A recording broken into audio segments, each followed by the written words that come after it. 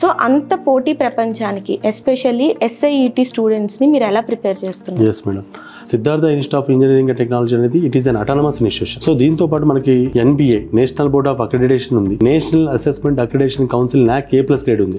So real time exposure అనేది ఎప్పుడైతే ఉంటుందో అది డెఫినెట్ గా వాళ్ళ యొక్క కాన్ఫిడెన్స్ లెవెల్స్ ని ఇలాంటి ఇన్స్టిట్యూషన్స్ లో జాయిన్ అయ్యే స్టూడెంట్ కి ఏంటంటే డెఫినెట్ గా ముందు నుంచి మనం ఆల్రెడీ దానికంటే ముందు మనం AST all India council for technical education ఏదైతే AST అప్రూవల్ ఉందో, JNTU Jawaharlal Nehru technological university JNTU Hyderabad affiliation ఉందో, మనం స్టూడెంట్స్ కి ఏంటంటే AST వాళ్ళు ఇంటెన్షియల్ అని స్టార్ట్ చేశారు మేడం. సో ఈ ఇంటెన్షియల్ ద్వారా మనం మన కాలేజ్ రిజిస్టర్ చేసుకున్నాం. ఏ స్టూడెంట్స్ అయితే థర్డ్ ఇయర్ కి ఎంటర్ అవుతున్నారు, థర్డ్ ఇయర్ లోనే వాళ్ళకి మెయిన్ ఈ ఇంటర్న్షిప్ అనేది కంపల్సరీ మ్యాండేటరీ చేస్తాం. ఈ ఇంటర్న్షిప్ లో కూడా బెస్ట్ కంపెనీస్ మైక్రోసాఫ్ట్ కానివ్వండి, గూగుల్ కానివ్వండి, ఇన్ఫోసిస్, TCS, ఎసెంచర్ ఇలాంటి వాటి పోటీగా, అండ్ నాట్ ఓన్లీ CSE లో ఆర్టిఫిషియల్ ఇంటెలిజెన్స్ మిషన్ లెర్నింగ్ కానివ్వండి, CSE లో డేటా సైన్స్ కానివ్వండి, CSE లో డేటా మన సైబర్ సెక్యూరిటీ కానివ్వండి, CSE లో ఇంటర్నెట్ ఆఫ్ థింగ్స్ IoT కానివ్వండి, ఇప్పుడు వచ్చి electronics and communication engineering, electrical and electronics engineering, mechanical engineering, civil engineering. So అన్ని బ్రాంచెస్ కి కూడా AST వాళ్ళు ఏవైతే ఇంటెన్షియల్ అని స్టార్ట్ చేస్తారో ప్రతి ఒక్క స్టూడెంట్ దానిలో రిజిస్టర్ వాళ్ళు కూడా పర్సనల్ గా చేసుకొని డెఫినెట్ గా వాళ్ళని ఏవైతే స్టూడెంట్ యొక్క first year second year marks base చేసుకొని వాళ్ళు కంపల్సరీ ఆ ఇంటర్న్షిప్ అనేది ప్రొవైడ్ చేయడం జరుగుతుంది. ఈ రెండు చేయడం వల్ల వాళ్ళ స్టూడెంట్ సిద్ధార్థలో 100% మాక్సిమం ఈ ఇయర్ కూడా ఇంత డ్రై మార్కెట్ లో కూడా